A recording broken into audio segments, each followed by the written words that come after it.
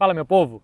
Cá estamos, hein? Na frente do Estádio Olímpico de Montjuic para falar sobre tudo menos Barcelona. Quase tudo.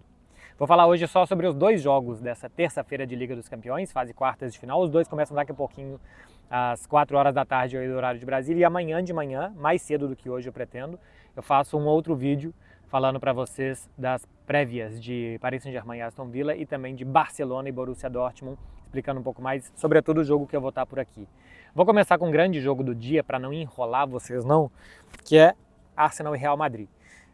Por que é o grande jogo do dia? Porque tem o Real Madrid, né? Do outro lado é um confronto de dois times campeões, que foi uma final há menos de 15 anos, ou exatamente 15 anos, como foi Dortmund contra a Inter de Milão, mas pela potência do Real Madrid, para mim é o grande jogo dessa terça-feira, o Arsenal-Real Madrid. Eu disse o dia que o Real Madrid se classificou, eu estava lá no Metropolitano quando passou do Atlético, que a sensação que eu tinha era que era uma mera burocracia do Real Madrid passar pelo Arsenal, muito mais por motivos não futebolísticos do que futebolísticos. Pelo jogo de volta sendo Santiago Bernabéu, pela hierarquia que tem o Real Madrid na Liga dos Campeões, pela falta de experiência que esse time do Arsenal tem também em Liga dos Campeões. De lá para cá, daquele jogo do Santiago Bernabéu para cá, o Arsenal teve uma grande queda, que foi a do Gabriel Magalhães. O Real Madrid não perdeu jogadores assim, mas o Real Madrid não se encontra futebolisticamente. Eu ainda acho que o Real Madrid vai passar, eu ainda acho que ele vai ganhar os dois jogos e que no final das contas o Arsenal não vai ter força para tirar o Real Madrid. É a sensação que eu tenho, repito, por mais motivos extra-futebolísticos do que futebolísticos. Vou passar algumas informações do jogo para vocês. Os desfalques do Real Madrid: Mendy, Ceballos, Militão, Carvajal lesionados, mas o Tchouaméni que está suspenso. Esse é um desfalque os desfalques aqui são muito importantes, do Tchouaméni, o último deles, muito sentido também, porque ele vem jogando bem nas últimas partidas como meio-campista, e o Camavinga não faz um bom momento de temporada. Então, acho que aqui perde bem o Real Madrid sem o Tchouaméni, que já foi uma peça menos importante, acho, do que é hoje. Vai ter o Courtois de volta, Courtois que ficou de fora das últimas partidas porque se lesionou com a Bélgica na última data FIFA. Desde março, de 1º de março para cá, o Real Madrid entrou em campo 8 vezes, 4 vitórias e 4 derrotas. Se a gente for contar só os 90 minutos contra o Celta, ou o jogo contra o Atlético, contra o Celta não, contra a Real Sociedad, ou o jogo contra o Atlético de Madrid, que o Real Madrid passou, mas ele perdeu. Foram 2 jogos que o Real Madrid perde em 90 minutos e passa, né? Contra a Real Sociedad por um gol na prorrogação e depois contra o Atlético de Madrid por conta dos pênaltis, mas esteve muito perto de cair tanto na Champions como também na Copa do Rei e acabou passando. Do lado do Arsenal tem muitos jogadores fora também, Tomiasso, Gabriel Magalhães, Calafiori na defesa, o Ben White e o Timber jogaram no final de semana, eles tinham saído machucados na partida contra o Fulham, mas jogaram contra o Everton. Ainda não vai ter o Sterling, que está suspenso, o Havertz e o Gabriel Jesus fora por toda a temporada, são desfalques importantes na defesa e também no ataque do time do Arsenal. Desde março para cá foram 6 jogos, 2 menos que o Real Madrid, para pegar o mesmo recorte, 3 vitórias e 3 empates, muitos jogadores reservas na partida do final de semana, o Real Madrid não preservou ninguém, e no final de semana o Martinelli, o Saka, o Thomas Partey, o Odegaard e o Timber começaram no banco de reserva, são pelo menos 5 jogadores que devem começar jogando hoje. Eu acredito que para o Arsenal o jogo dele é hoje. O Arsenal, para ter chances contra o Real Madrid, tem que ganhar no Emirates, levar uma boa vantagem para o Santiago Bernabéu, apostar na força da sua defesa no Santiago Bernabéu. Se a gente for pegar o Arsenal em casa e o Real Madrid fora essa temporada, o Arsenal 24 jogos jogando em casa, 16 vitórias, 6 empates, 2 derrotas, perdeu para West Ham e Newcastle. Foi eliminado da Copa da Liga para o Manchester United depois de um empate, então estatisticamente não é uma derrota. E o Real Madrid fora 24 partidas na temporada também, 13 vitórias, 5 empates e 6 derrotas. Praticamente metade dos jogos o Real Madrid ganhou e metade não, né? 13 vitórias em 24 jogos. Não é uma boa temporada do Real Madrid fora do Santiago Bernabéu, nem em sensações e nem em resultados. Nos últimos 5 jogos fora de casa, 2 derrotas do Real Madrid e um empate. Realmente não é o melhor momento do Real Madrid. Estava vendo um debate na rádio esses dias falando assim, bom, já desistimos que o Real Madrid vai jogar bem essa temporada, ele pode ganhar as coisas porque tem bons jogadores. E eu acho que é mais ou menos isso. Algumas vezes o Real Madrid joga bem, muitas vezes não, mas por ter muitos bons jogadores. Em cada momento da temporada, na maioria deles o Mbappé, mas teve um momento do Rodrigo, de dezembro até mais ou menos março, o Bellingham foi um pouco mais constante, o Vinícius também tem bons momentos na temporada. Então os bons jogadores do Real Madrid, e na defesa o Courtois, por exemplo, que foi muito importante na vitória contra o Villarreal outro dia, em outras partidas importantes. Os jogadores do Real Madrid têm sido decisivos, embora em sensação de jogo, o Real Madrid não aparece bem essa temporada. Eu acho que é um desenho de jogo que o Real Madrid vai dar a bola para o Arsenal. O Arsenal gosta de trabalhar a bola, mas não tem feito isso bem na última temporada. Os jogos do Arsenal no campeonato inglês são os que têm menos finalizações dele e do adversário. E o Real Madrid vai tentar roubar e correr. Roubar e correr, propor um jogo de muita luta no meio campo. Eu acho que deve se fechar com Camavinga, Valverde e Bellingham no meio campo, com Rodrigo e Vinícius defendendo os lados e Mbappé na frente, ou deixando Vini e Mbappé mais à frente para serem mais flechas a serem lançadas, com Bellingham e Rodrigo trabalhando um pouco mais, até acho que isso é o mais provável, tá? Bellingham fechando pela esquerda, Rodrigo pela direita, Camavinga e Valverde por dentro. Roubar e correr e especialmente deixar os passes do Arsenal desconfortáveis para conseguir roubar essa bola bem e correr. O Arsenal vai ter o Mikel Merino mais uma vez no comando de ataque, pela falta de um centroavante. Ele tem 5 gols desde que começou a jogar ali naquela posição. A minha dica para esse jogo do Real Madrid com o Arsenal é menos 2 gols e meio, tá mais ou menos 1.92 na KTO. Tem link aqui para vocês se inscreverem lá na KTO, se você é maior de idade, se você joga só para se divertir, não como uma forma de investimento, eu indico para vocês. Eu acho que não sai em 2 gols e meio. O Arsenal acho que não tem força o suficiente para propor um jogo de muitos gols, e é claro que ele não quer sofrer muitos gols, então ele não vai querer correr muitos riscos defensivos. O Real Madrid acho que quer levar o jogo de volta para o Santiago Bernabéu e acho que vai ter também uma postura mais defensiva. Para mim é um jogo de 1 ou 2 gols no máximo.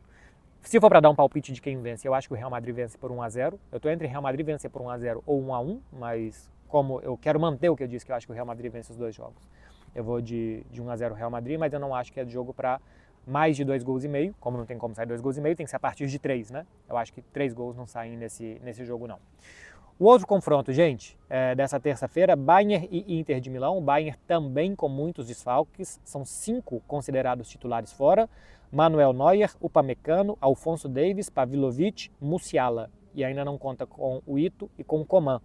Na falta de Upamecano, era bem provável, né, que fosse titular o Ito, será Kim Min-jae e Dyer, a defesa do Bayern, que ainda tem o Stanisic para se precisar jogar no centro da zaga também.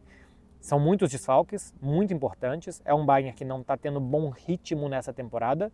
Nos últimos 10 jogos, em casa ou fora, o Bayern empatou com Celtic, Leverkusen e Union Berlin, perdeu de Bochum, mas em compensação também conseguiu vencer o Leverkusen 2 vezes, venceu o Stuttgart, que está mal nesse momento, e ganhou do Frankfurt. Então é tanto capaz de fazer muitos maus jogos contra Bochum, Union Berlin, como é capaz de ganhar do Leverkusen 2 vezes, de ganhar do Frankfurt. Fez um muito mau jogo contra o Celtic, né, para conseguir empatar por 1-1 com aquele gol do Alphonso Davies no finalzinho.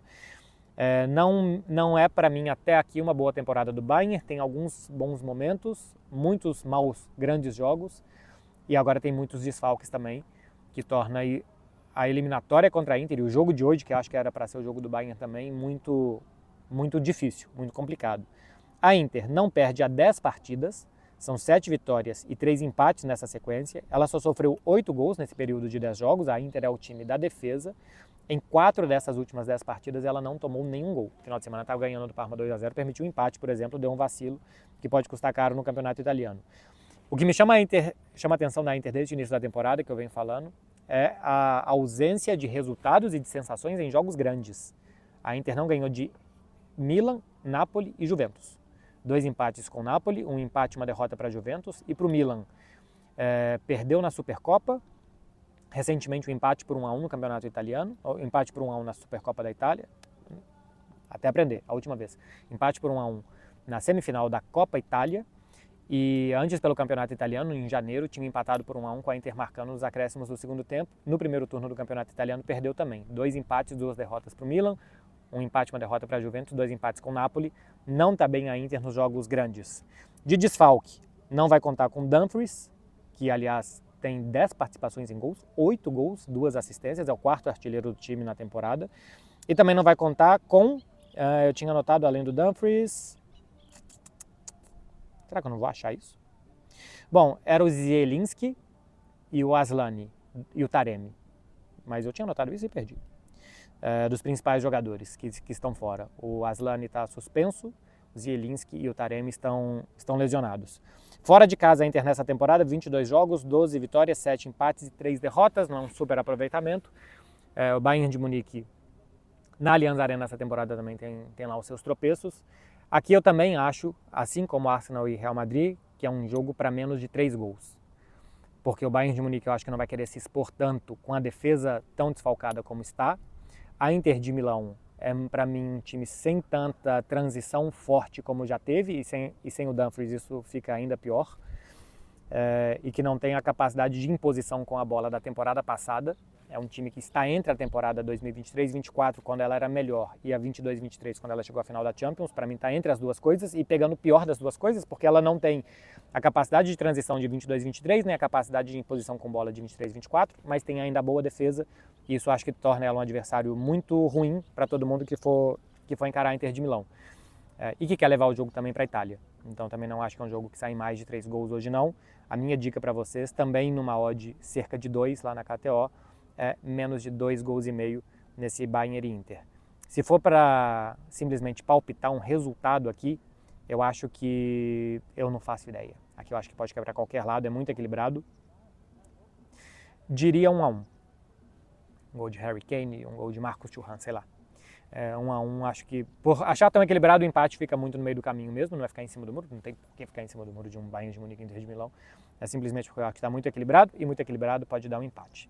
É isso, meu povo, dos jogos que eu vou acompanhar nessa terça-feira. Eu volto depois dos jogos, eu vou assistir os dois ao mesmo tempo, naquele esquema de tablet e televisão, e eu volto depois dos jogos para fazer análises com números e estatísticas e minhas sensações dos jogos de hoje, e amanhã tem mais prévia e pós da Liga dos Campeões. Valeu, gente, deixa um like aí, se inscreve no canal para você não perder os próximos conteúdos, e deixa aí um comentário também sobre os seus palpites para a Liga dos Campeões. Valeu, tchau, tchau.